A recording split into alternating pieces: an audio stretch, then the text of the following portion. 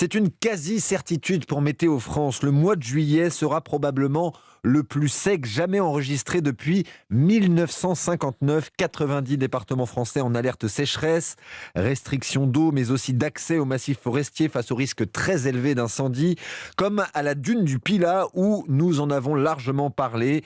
Un méga feu a ravagé ces 2 dernières semaines près de 8000 hectares de pins.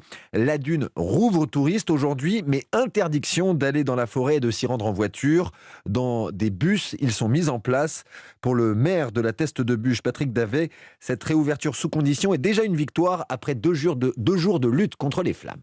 Au moment où je vous parle, il y a le premier bus qui vient d'arriver avec les estivants. Écoutez, ils ont le sourire, donc ça veut dire vraisemblablement qu'ils ont très envie de venir. Je ne vais pas dire une certaine joie, parce qu'en ce moment, la joie, c'est que le feu soit terminé.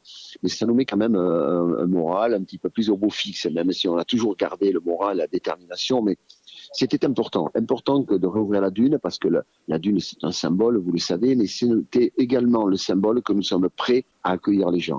Le maire de la Teste de Buch, Patrick Davet, qui retrouve le sourire, l'espoir, après 2 semaines de lutte contre les incendies. Pas 2 jours, évidemment, comme j'ai pu le dire par erreur. Des estivants, des touristes de retour par petites grappes sur la dune du Pilat. Un symbole et un signal. La saison touristique aura lieu malgré cet épisode douloureux pour le département de Gironde.